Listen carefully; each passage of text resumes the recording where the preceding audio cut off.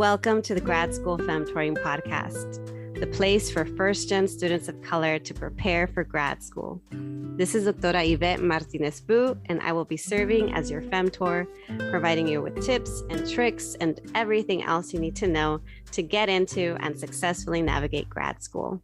For over 10 years, I've been helping first-gen students of color get into top grad programs in their field, and I'm really excited to support you on your academic journey too.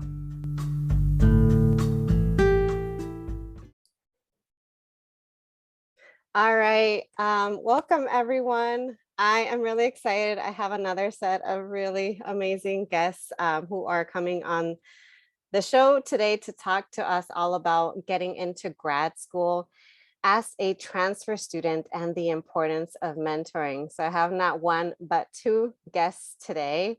And I'm going to go ahead and get us started the way I usually do by reading their bios. We'll get started with Maritza. Maritza Geronimo, they, them, is a Nahua Chicanx from Guerrero, Mexico, who grew up in Anaheim, California.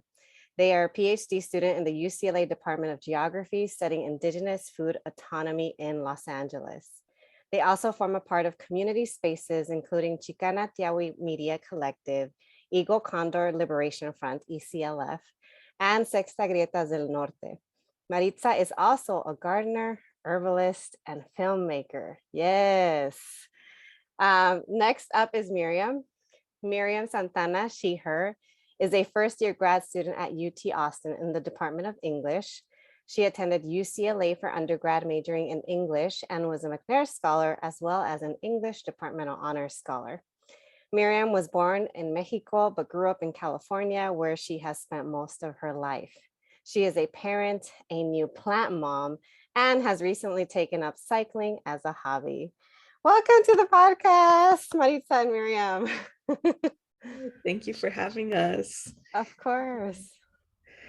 So I would love for y'all to get us started by telling us a little bit more about yourselves. I know that the bios, they're contained, they only share so much. So if you can say a little bit more about yourself, your background, your trajectories. And then after that, I would love if you could just let us know about your mentor-mentee relationship, how that got started too.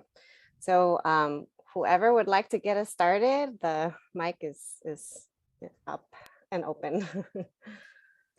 Yeah, I'm happy to start. Hi, everyone. This is Maritza, and I am really grateful to be here. I think when Miriam reached out, I was like, I'm down to do it, but it would be awesome if we could be on this together. Because I think our trajectories are definitely different, and we'll be sharing a little bit about that, but also intersected in like really important ways that I feel shaped, my trajectory to grad school. And yeah, so I went to community college out of high school. Really, I do say a lot of times community college like saved my life, because I feel like it was a space that I finally felt like, okay, this is what education is supposed to feel like. Like I'm supposed to feel like folks, want me to do good and are supportive. And that's not everyone's experience, I'm sure, in community college, but it definitely was mine. And I felt really like intellectually stimulated. I was forming community of other like non-traditional students, especially. So it was really a good place for me to go. And that's also, where I learned about like the possibility of transferring. And so I transferred to UCLA in 2016, I think. And, that was like a totally big shift again in my life, where I didn't know what I was doing. I kind of just applied, and I wasn't really sure if I would get in or anything. But with the help of other like academic services like AAP, which is the oh my gosh, now I'm blanking on the acronym. Academic Advancement Program. It's okay. We got you. Yeah, thank you. my UCLA fam here. Um, yes, AAP does a transfer summer program at UCLA, and um, it was there that I actually had met some of my mentors, which were really pivotal in my life, which were all my like PLFs, which are peer learning facilitators. During this summer program, they essentially guide you, kind of like TAs, you know, and help you both with the work of doing now like UCLA level coursework, but also like emotionally. So that was like a really important part for me. And so it's also the first place where I met like I think my first like grad student of color, Silvia, who is now a doctor, which is pretty awesome. But at the time, she was a grad student in the Chicano Studies department. And it really meant a lot for me to see somebody like myself from a similar background be in this like grad program, which again, at the time I didn't know what that meant. And we could probably talk about that more later, but it was TSP was definitely really significant for me and was a really big reason why I was able to do well at UCLA as an undergrad. And I think I'll leave it there for now because, Miriam and I also meet a year later, I believe, if I'm not mistaken, in the same summer program, but then the roles were kind of reversed because I loved my PLF so much that I ended up going back to be a PLF during the summer transfer program again, because I love working with transfer students. It's a very different experience. And yeah, so TSP and AAP really helped shape my experience, and was also one of the places where I got to meet Miriam. So yeah, I'll hand it over to Miriam. Um, Thank you, Maritza. And as I'm hearing you share your experience in navigating uh, community college and UCLA, I'm kind of thinking, well, where does my story start? And I can start all the way back, but I think what I didn't share in my bio was that I am 32. And my age for me is really important because I, after high school, wanted to pursue higher education, but at the time was undocumented. And it was in 2007 when I graduated, and there was a lot of fear at the time for me in sharing that I was undocumented. And so, what that meant was that I didn't meet with counselors, I didn't share my interest in higher education with any of my teachers. And even mobility was for me difficult because I couldn't ask my parents to drive me to these SAT workshops. One, because of funding, I didn't have the money for it. And two, I didn't want to ask my parents to spend money on that because I knew that finances were already tight. And then three, I knew that driving posed a huge risk because my parents didn't have a California driver's license at the time. So I was 15 in high school, already hyper aware of the limitations that my at the time undocumented status had. And then I also found that my mom was diagnosed with breast cancer during high school. And for me at the time, being undocumented, it just didn't make sense for me to continue pursuing school when I saw that half of our family's income was lost. And so I, after high school, decided to work.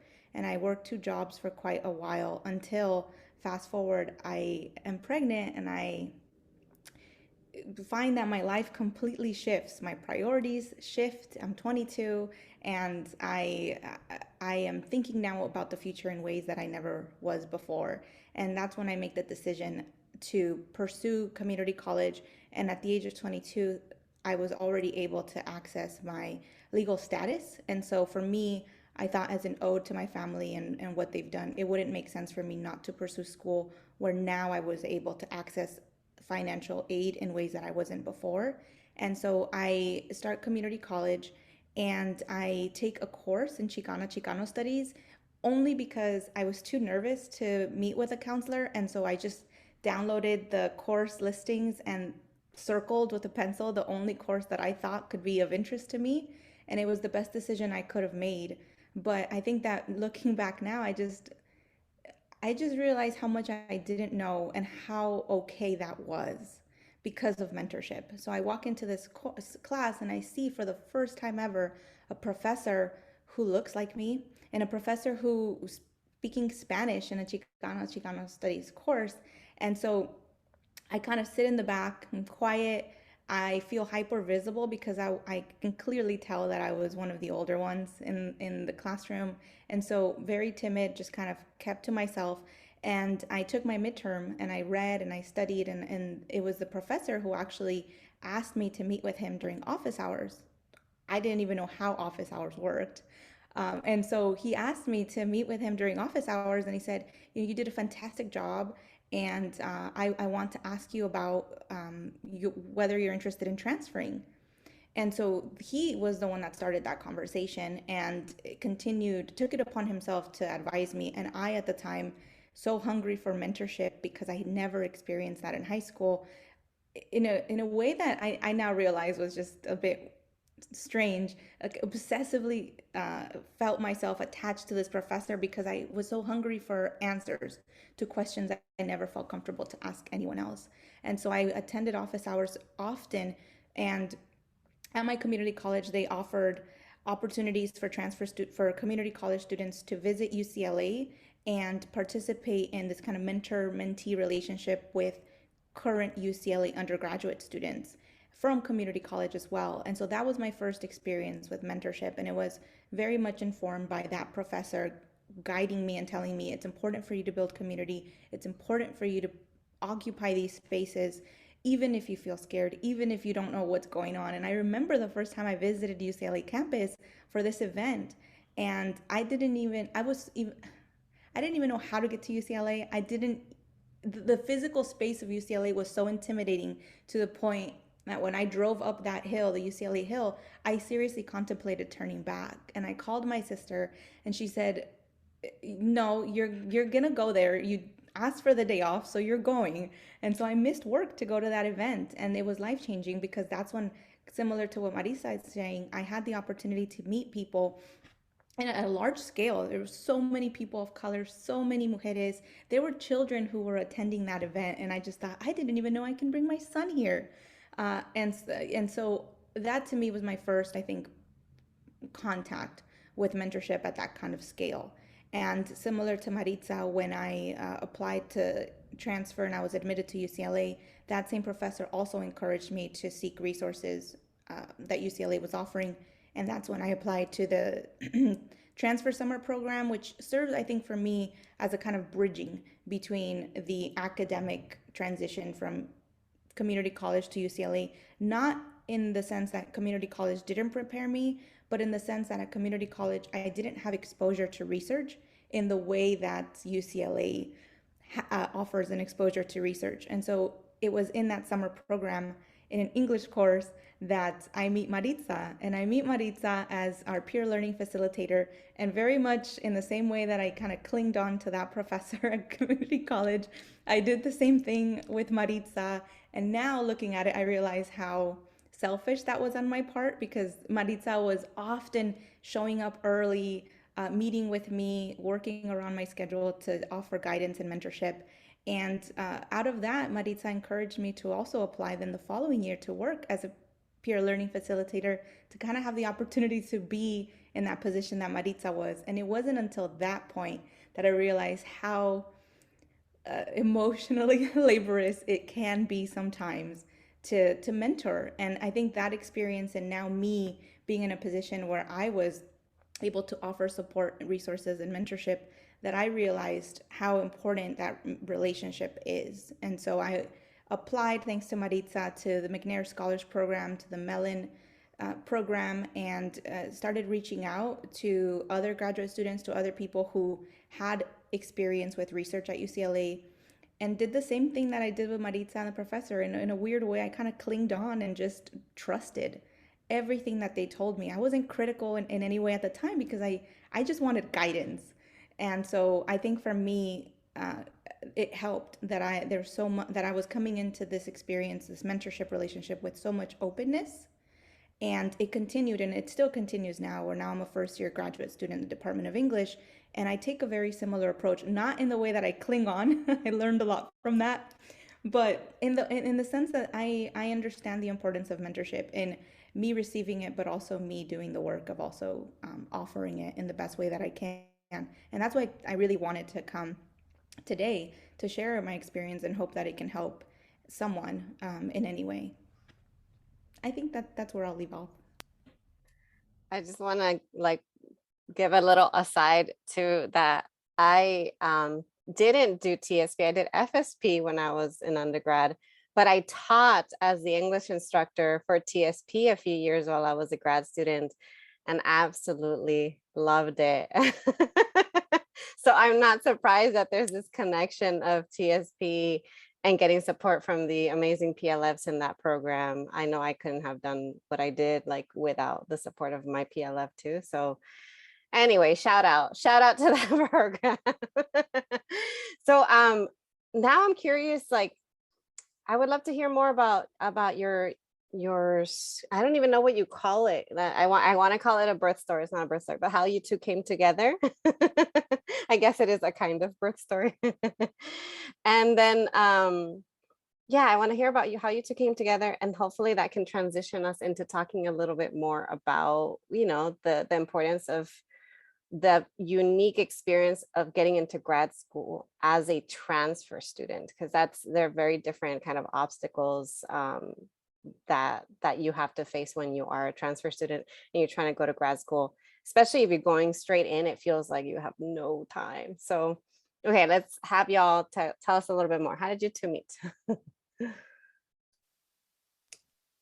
Yeah, I think hearing Miriam reflect kind of brought me back into that moment, and it took some maneuvering and I think like the universe to bring us to that moment, because originally I wasn't supposed to PLF for that class. So this other PLF was like, hey, would you mind switching classes with me? Because I actually want to work with this other professor for, you know, his own networks and stuff. And I was like, yeah, like, I don't care. I don't know any of these people. I just want to be here. I want to do this work. And so I get assigned to the English class. And I was so excited to be able to work for English. You work with students one-on-one. And so it is a little bit more like, it turned out to be a lot more like emotional labor on one part, because, you know, when you're one-on-one with students, like they tend to open up, not just about I'm struggling with writing, but it's like, oh, I'm struggling with the dynamics. I miss my family. My roommate situation could be rough, and all of the many, you know, different challenges of being new to a campus. So I experienced a lot of deep relationship making that summer. And I remember every single person from our class. It was a really great group of students, and some things that were also a little bit traumatic, but, you know, I think that also helped kind of bond some students more over the summer. And so, yeah, one of the students that I got to meet was Miriam, who was, you know, really like, I remember you, Miriam, being very nervous about like, you know, your abilities and like being at the UC and what that meant. But then in the classroom and then your writing, I would see like somebody so amazing. And I was like, dang, like I wish they could see from my eyes, right? And I think that that's kind of like how I view mentorship, is like, how do we get to see each other and become like these reflections of each other? Because I definitely didn't feel, you know, equipped when I transferred. I felt very much similarly, imposter syndrome very strong, and because I've, you know, first gen, come from like a poor working class community, and so I felt all of those things, and then to see Miriam feel similarly, but also then shine like to me in the classroom, I was like, okay, like there's a lot that I want to share with this person. Um, and you said that you were clinging on to me, but I also was like, when someone wants to commit and do that work of trusting, right? You mentioned trust, and I really resonated with that, because I was like, dang, like you trusted me, and I also trusted you. Like it's this really reciprocal process, because I was like, okay, like Miriam wants to take the time to sit with me to learn about grad school. Like, for some transfers, they're not there yet, like because they're not thinking about that future goal. They're just thinking about, the very present. But with you, you were like, oh, I want to do research, or maybe I don't know if I want to do research. And I was like so excited to talk about that, because it takes a lot of commitment to do this grad school, and like the trajectory to get there, which we'll talk about in a bit. But it is a very like intensive process. And just from the moment that I met you, you had so many questions, and I was like, cool, like, someone really wants to take this on. And I was really fortunate to have had, two really good friends the year before, Gustavo and Natalia, which I think, Yvette, like, Yeah, Gusanati. yes, they guided me, and really spent that time with me, and showed me how to be a mentor, honestly, like, and so I wanted to keep passing that on. And so, yeah, I was so excited to meet Miriam, and it was cool to, be also learning from you, because I learned so much from you, Miriam. Like, and that summer was a lot for TSP, is really intensive. But then as our years went on, just like being able to get coffee and just see each other on campus, in a place that is really predominantly white, it was just nice to to see you. So I think, yeah, I'm just thinking about those things right now. I don't know how you remember. Yeah. I'll let you, Miriam, share a little bit more about what you remember. And then I also would love to hear more about, like, at what point do you realize that this is a mentor-mentee relationship? Because you had a lot of students, Maritza. So, I mean, they could have all been coming to you with the same kind of, like, persistence and hunger that I'm sure Miriam had. So yeah, what's your side of the story? What's your take, Miriam? Yeah, I mean, it echoes a lot of what Maritza is saying, and but I think what I took from that is that I knew from the beginning. I think for me coming in, Maritza felt a little strange when I would think of her as my mentor or femtor, because I think because of the age. And so I remember she always made it a point, or Maritza always made it a point to tell me, no, this is a dialogue, and we're just because I've been here at UCLA longer doesn't mean there's an existing hierarchy. And I rejected Maritza saying that, because I knew that Maritza had so much knowledge and experience at UCLA that for me it wasn't a feeling of inferiority, but for me it was a feeling of respect, of this person has gone through and these experiences, know so much, and is going out of their way to share some of that with me. And I think that for me is so important, and why I'm so committed to sharing my experience so openly is because that doesn't always exist in academia. There are moments in which I've been encouraged to keep information because I might be competing with this person for that program.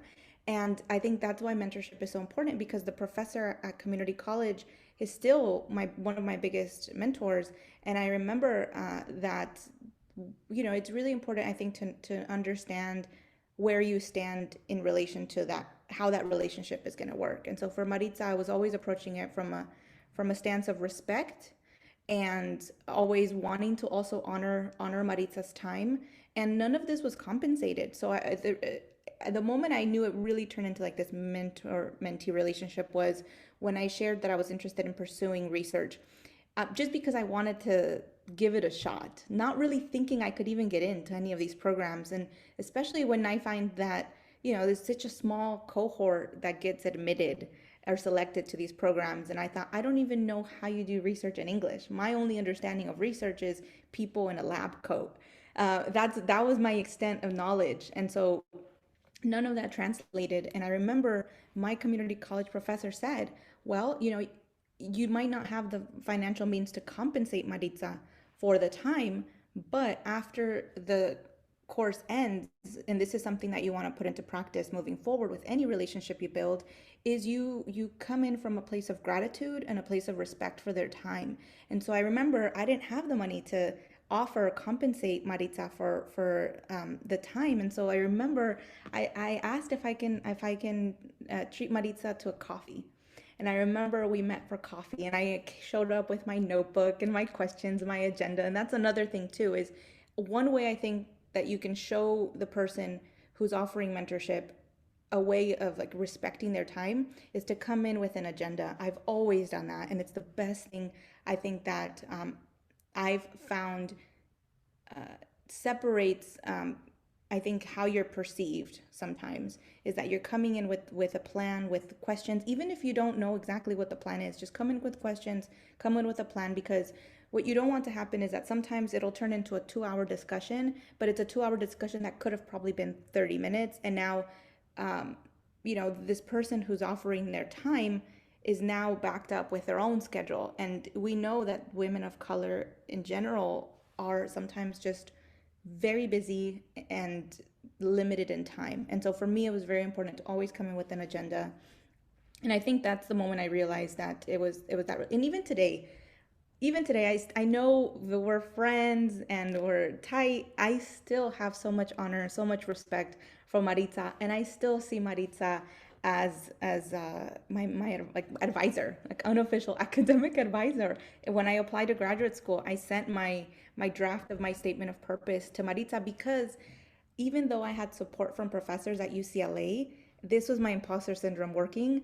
I was too nervous to show any of my drafts to my professors because I worried that in them reading my drafts, they would then realize, oh, my perception of Miriam is actually inaccurate. She's actually not as smart as I thought she was. And so I remember sending my drafts, my ugly drafts, to Maritza and to other people first, before I had it go to my advisors. And that was just my strategy in terms of mentorship. But I also now realize that it's actually really important to send your ugly drafts to professors, and of course, professors who you feel comfortable with. And that's something maybe we can talk about more in terms of mentorship relationship with professors who might be writing your letters of recommendation, or professors who you are hoping to become your advisors at programs you're considering applying to.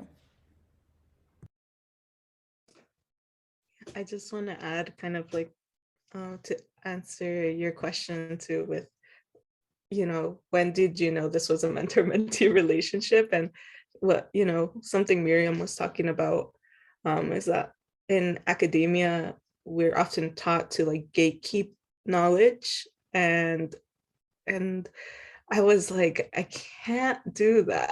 Like my brain is physically exploding from so many things that other people have shared with me, and I need to tell somebody, and so that's kind of like, I feel like I do try my best to always invite people like, hey, like if you do want to, talk about grad school or talk about McNair or Mellon and the process of applying, I did my best to put it out there for everybody, but not everybody is in that mindset yet, or is in like, the right place to do that kind of work yet.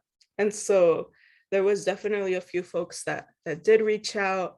But yeah, I think Miriam was honestly the most consistent person, like who kept following up, and who I also, it's not like that I was selective, but I was also like, yeah, I had a lot of things to do that year. And I was like, this person is someone that I see, one, like is gonna do amazing. Like I already knew, like, and I was so excited to work with Miriam's like project ideas.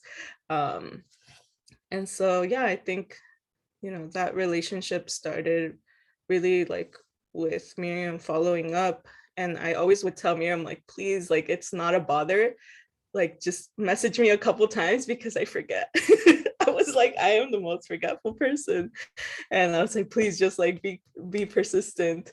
And she did that. And so because of that also, I really appreciated the follow-up and being able to build this relationship, friendship. And at one point we also worked together, TSP, as colleagues. So and now we're in grad school together.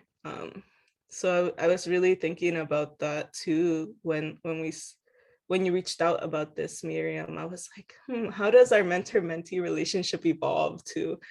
And maybe that's like a future Oh my question. gosh, that's a topic in and of itself, of the relationship evolving, because over time, maybe it starts off as student and PLF or professor TA, and then it becomes mentor mentee, and then at some point it becomes friends and more, like platonic soulmates, whatever you want to call it. So anyway, sorry, I just got excited there and kind of went off on a tangent a little bit. But yeah, it's so interesting to hear about that, because I've always wondered as an introvert how other people have found mentors and femtors, because I struggled so hard with that when I was an undergrad. I was not persistent. I always felt like I was wasting people's time. And maybe it was because I wasn't a transfer student, and the transfer students that I have had the privilege to work with have been hungry, don't want to waste their time. They know what they want to do and they go after it, and they're not afraid of asking questions. And maybe it's also part of being non-traditional, and feeling like, hey, I need to ask these questions to learn what other people already know that are half my age already know.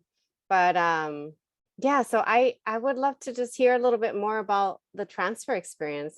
That's one of the ways that both of you can relate. And if there's there are transfer students listening to the podcast now, and they're kind of struggling to seek, and find mentors and femtors. Maybe they're interested in grad school. What is that process like? What kind of, advice do you have for them? I've been thinking a lot about the topic of getting into graduate school specifically as a transfer, and I think for me, the mentorship I received in community college was instrumental, and I did attend community college right after high school. I only took one course, so I have something to compare. At that time, I didn't have any mentorship. I was just navigating community college, not even meeting with a counselor, not knowing. I even failed a class because I didn't realize that you have to drop a class. Also, I remember that professor at community college who asked me, okay, so are you applying to transfer? And I remember in my mind thinking, yes, I'm going to apply. And then he said, okay, because the application is due in the next couple of months. And I remember thinking, oh, no, but I don't want to I don't want to transfer until next year. And he said, you don't know that you have to apply to transfer a whole year before. That to me, and I could say I felt embarrassed, but I didn't because I felt safe. But that's the extent of knowledge I had about the transfer process. And so I think that when thinking about getting into graduate school as a transfer, there's the experience of being in community college, but there are opportunities, I think, depending on the community college you go to, or for example, just this podcast as a form of mentorship. And so, for example, if you're listening to this and you're not going to UCLA and you're thinking, well, my college doesn't offer resources, or UCLA is not a university that I'm actually going to be applying to. How can I tap in to mentorship if I'm not in these spaces? And I think that for me, a form of mentorship was this podcast, and it still is, because I remember being told, oh, it's important to reach out to faculty in the departments you want to apply to. I thought, yeah, okay, but how? how do I do this? I remember sitting down on my couch and knowing that I had to, quote unquote, like reach out to faculty at these programs. And instead, I decided to just get on YouTube because I was kind of paralyzed because I didn't even feel confident in writing an email to these professors. And so then, sure enough, it was just like the universe knew when to bring in your episode on a template on how to reach out to faculty. And I remember there were times where I didn't even want to work on my graduate applications. I just didn't feel it. I didn't feel, and Maritza knows this is something that I've struggled with and I still do. And it, and despite, getting into McNair I've shared this with Maritza and you, but I applied to 12 programs and I was admitted to 11. And when I say that, so many people, congratulate me and it's wow, that's so amazing. And I thought, well, surely once I attain all of these achievements and accolades, the imposter syndrome is going to go away. And now, years later, I realize actually it hasn't gone away because now I have all of these achievements on my, let's say, CV or resume, and it actually further intimidates me because now I have to really keep up with making sure that I am as smart as my CV says I am. And so that's to say that for me, the imposter syndrome hasn't gone away, but the way I've been able to navigate to stay in academia in a way that hasn't been detrimental to my health. That's not to say I didn't have hiccups and challenges, but it's always been in meeting and building relationships with people that I trust, who I can come to and say, I don't know what I'm doing. I feel like I want to quit. Or I remember there were times when I didn't want to work on my graduate applications. And I thought, well, if I take a nap, I'm not going to be able to nap because the entire time I'm going to be thinking about all the things on my to-do list I have to do. So I have to find something that I'm able to do that makes me feel productive. It makes me feel like I'm chipping away at this grad app. And so what I would do is I would clean, or sometimes my son was, he'd be on his phone and I was folding laundry. And I thought, well, I'll feel productive if I listen to Dr. Yvette's episode. And then I would listen to the episode and then I'd walk away from the episode and say, okay, let me just get 20 minutes of just writing, just free write. No, stakes are low, just get it out there. And then I'd start writing and then I'd immediately get into this kind of mode. And I think for me, your podcast was instrumental in helping me stay with it because there were so many moments where I didn't want to work on it. And I think your podcast really helped by listening to other people's experiences and how they navigate.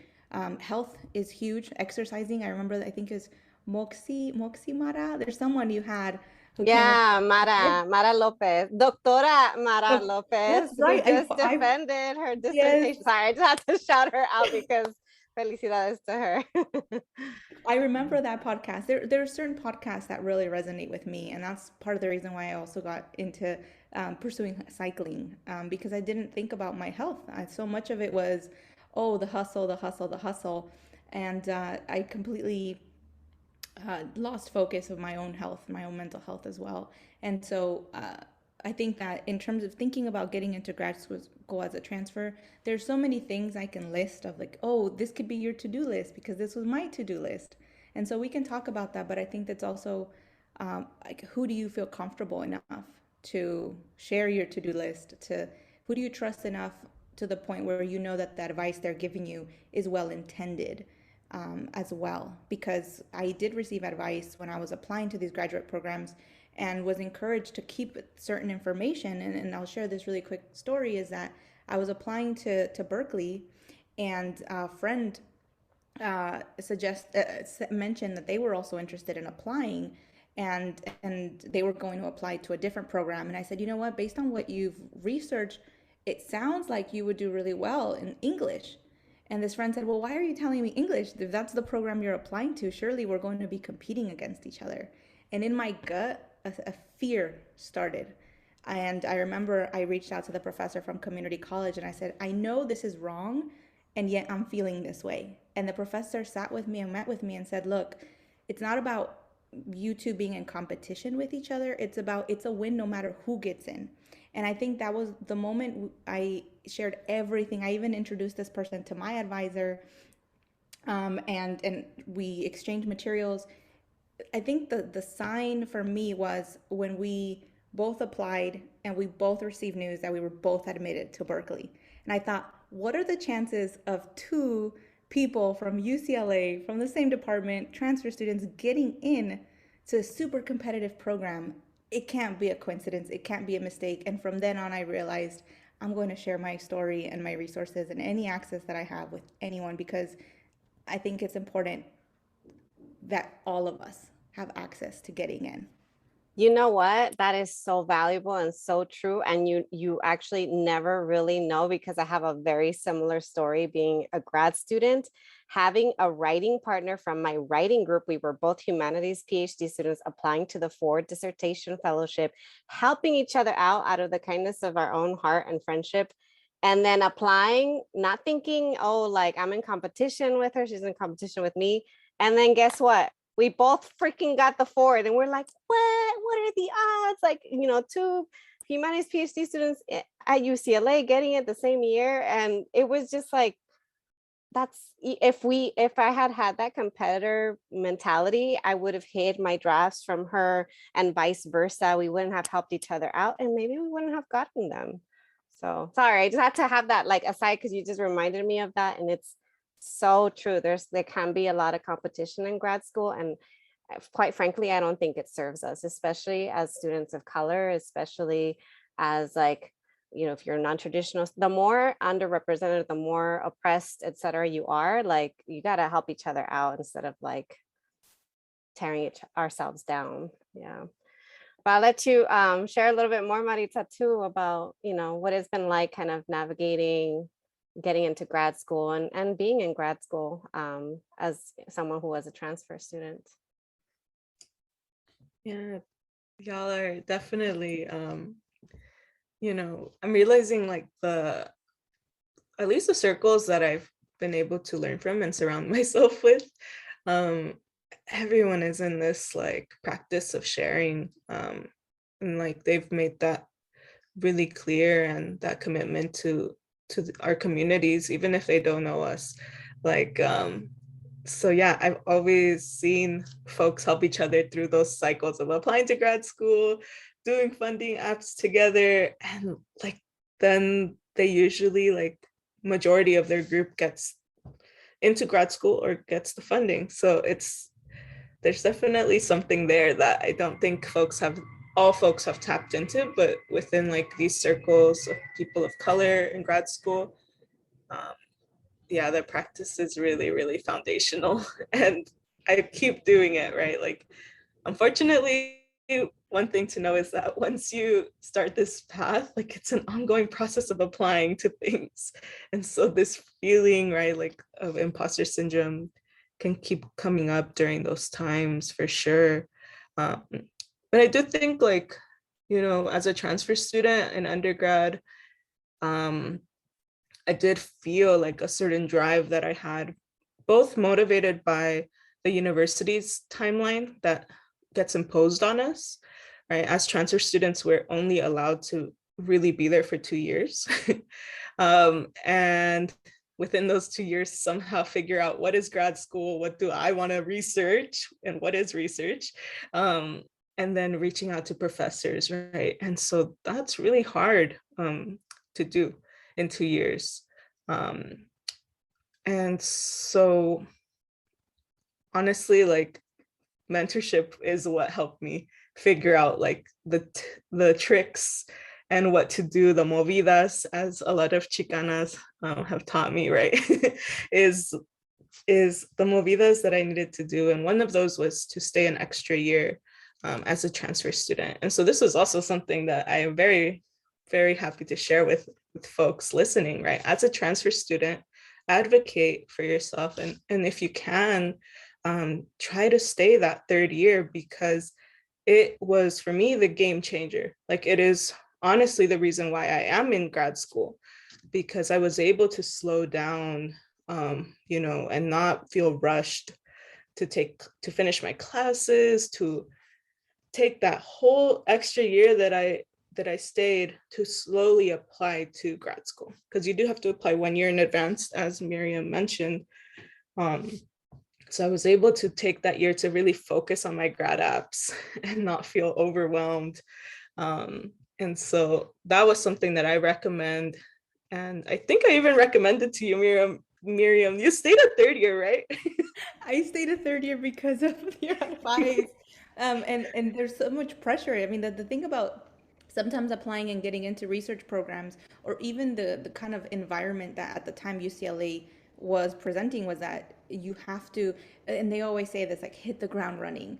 And I'll never forget that. And I remember thinking, oh, that actually imposes so much pressure on me. And then I remember another one of my PLF said, uh, I don't like it when people say that, because we've been our entire life, we've been hitting the ground running. And so when my peer learning facilitator told me that, it just completely it reoriented me to think about, well, this is the journey and timeline that UCLA culture environment is giving me, but this is not my timeline.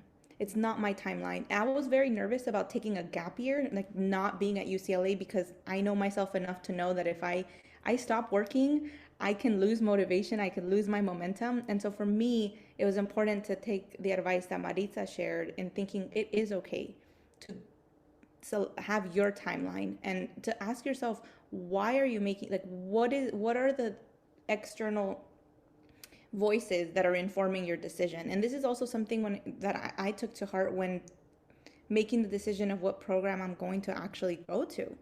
And I had the awesome experience of having multiple choices, but also with having those multiple choices meant I need to take seriously every single choice. And as a parent, as a daughter, and for me, everyone thought, well, the safe choice is USC, because you don't have to move or shift anything in your family.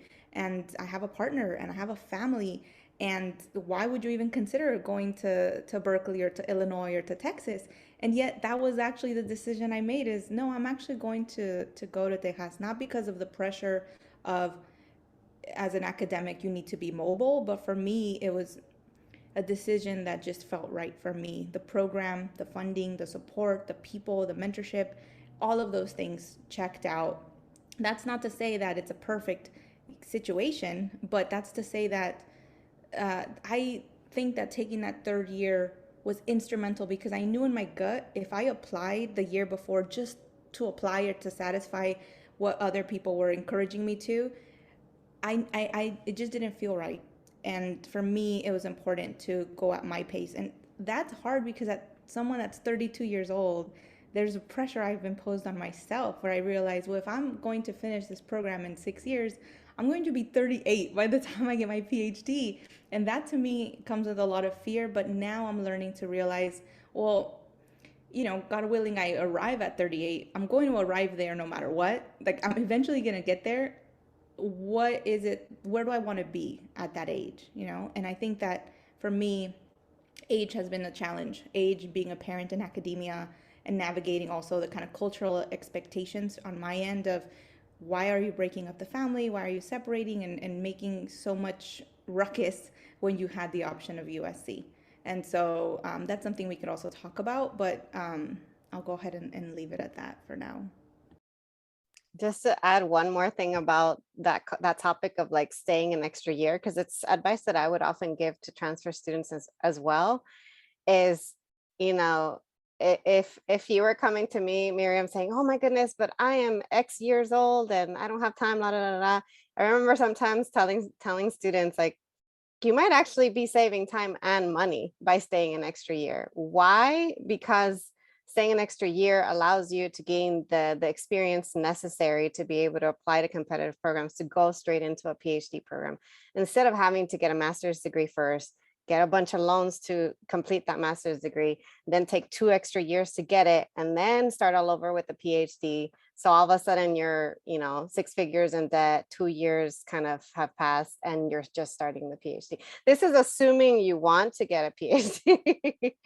But it's so interesting to hear from your perspective, kind of like the lived experience of like the benefits of staying an extra year, because I know it's often discouraged, but that was something that I would see time and time again was, so like you said, Maritza, a game changer for folks. Because I agree, it's not sustainable to tell students to come in and hit the ground running. That's not okay. Like, there's only so much that you can do in the 2 years. And really it's 1 year if you're a transfer student, if you're applying to grad school while you're still a student. So no, 1 year for me, it's just like there's only so much you can do. We're getting close to time. So I want to just ask you all one last question. If there's any other things you wanted to share, a takeaway, final message, and also along with that, if folks resonate with what you said, want to connect in some way, shape, or form, how can they be in touch?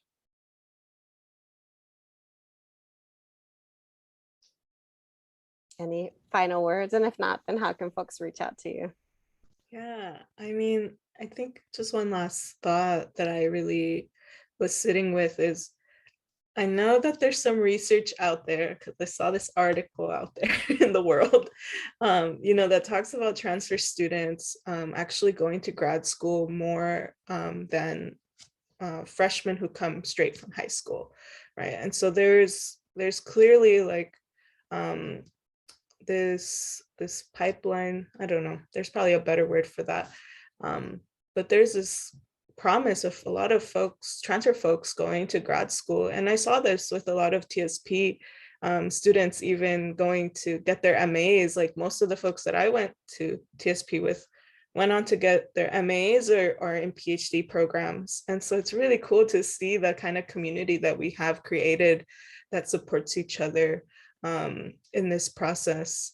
So yeah, I wanted to just leave that message with folks. If you're a transfer student that is currently in community college or that is already in undergrad at a UC or Cal State or wherever you are, know that we do have a really big presence in grad school. It could definitely be better and we could be more visible, but we're there. And then the second thing I wanted to say was that Miriam and I are both in traditionally and historically white departments and fields. And so that is in itself a whole other conversation of what that feels like, because as a transfer student, I always saw myself as like I was like, cool, like I have this community, I have this potential and this drive. And then my first year of I think it was my first year of the program, it was really funny. I'm in geography at UCLA. I'm in a master's PhD program. So I just wrapped up my master's pretty much. So I'm going on to the PhD part now. And it was a real trip for me because that first year, one of the professors, tenured professors, says a comment about the undergrads or MTAing, and she says a comment about the undergrad that is a transfer, and she's like, oh, like transfer is always right, like you can tell that they're transfers because of the way that they write. And I was like, really interesting that you say that because I'm a transfer student. And right away she flips and she's like, oh, I would have never thought you were a transfer student based on your writing. And I was like, what the heck? Like this That makes it even worse. Right. And I was like, my whole time in undergrad, I had not really experienced these kind of comments because I was surrounded by a community that appreciated and cared for transfer students of color, right? And all of a sudden I'm thrown into a white department and my whole world changes. And so that's a story for another time, but I wanted to share that because unfortunately we will still be stigmatized in higher ed and in grad school. But we also learn to combat that. And I reached out to my community and talked through that. But I wanted to share those two things because those are some of the realities of being a grad student that's also a transfer. But yeah, other than that, you can definitely reach out to me through my email, which is mgeronimo1@ucla.edu. You can also find me on the grad student website on geography. My email is there, or on Twitter. Academic Twitter is pretty fun, so you could follow me there too. Thank you, Maritza. What about you, Miriam?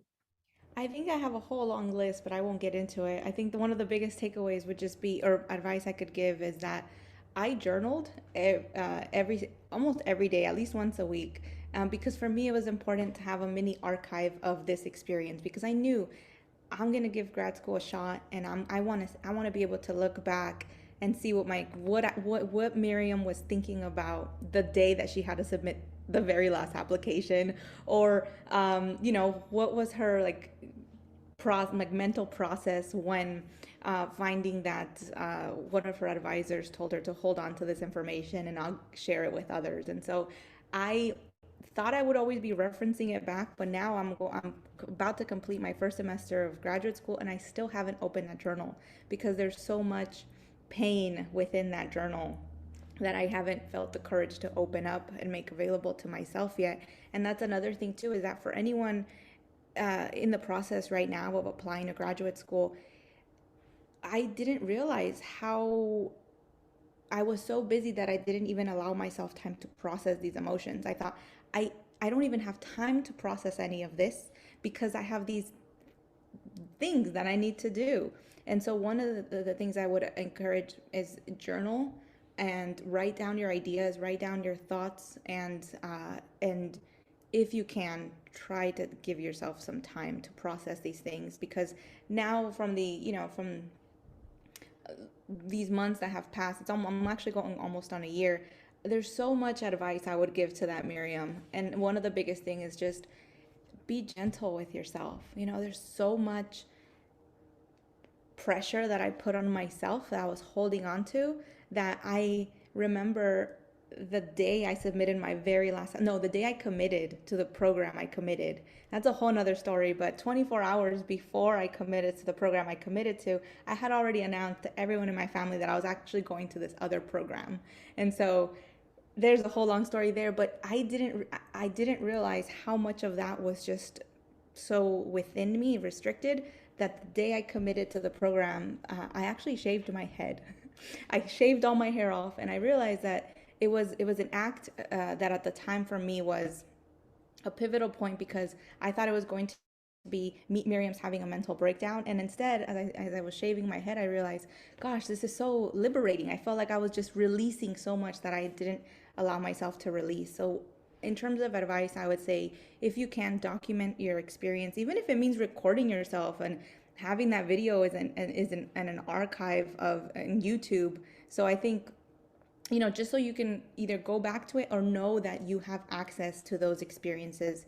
And another thing too is get started. I know that sometimes it can feel so paralyzing not to the idea of, gosh, there's so much I have to do. But I would say if you feel paralyzed and you haven't gotten started, or you feel like you're not at the point where you want to be, I would say one of the best things you could do is just start listening to these podcasts, start listening to them enough to the point of giving yourself small tasks. Because if you think about it as a big picture, it is overwhelming. Even now, thinking about me getting a PhD is overwhelming. So I've learned to kind of break it down into parts. And also that mentorship varies. So for example, Maritza, I come to Maritza for certain things, but there are also other people who are parents who I can relate with in that sense, who I reach out to. So I would say don't feel pressure to have or find that advisor who's going to be the end all be all, because I have a huge community of people that I reach out to. And it's great if you do have that one person that is the end all be all, but don't feel pressure to find that person necessarily, because you will find mentorship in an academic spaces, but even outside of academic spaces too. So yeah, I'll leave it at that. I feel like that applies in all of our relationships too. It's like, it's like there's no one person that does everything for you. You gotta find, we need community. We don't just need self-care, we need community care. That's actually, something that I was reminded by another, friend of mine who is going to come on the podcast soon to talk about her experience being undocumented and then becoming the director of an undocumented student center, then retiring from student affairs at 33 and so on. So anyway, thank you. Oh, Miriam, did you say how folks can connect you? I just realized, wait, did you, Yes. did you share that? My email is msantana@utexas.edu. And feel free to reach out. I know that, for anyone that has any questions, if any of this resonated with you, please don't worry about how you structure that email, what you say. It can just be, hey, I heard you on the podcast. I have questions, period. Respectfully, X. And I'd be more than happy to share my experience with anyone. And for folks who get to watch this on YouTube, shout out to the short-haired folks. The three of us rocking our short hair. All right, y'all. Thank you so much for coming on the show today.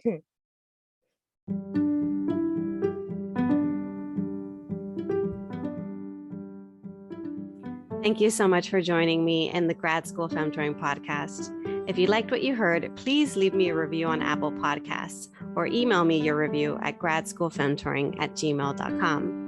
You can also show your support by going to gradschoolfemtoring.com and joining my mailing list, where you'll receive weekly tips, podcast and blog updates, as well as discounts for my digital downloads, online courses, and much more.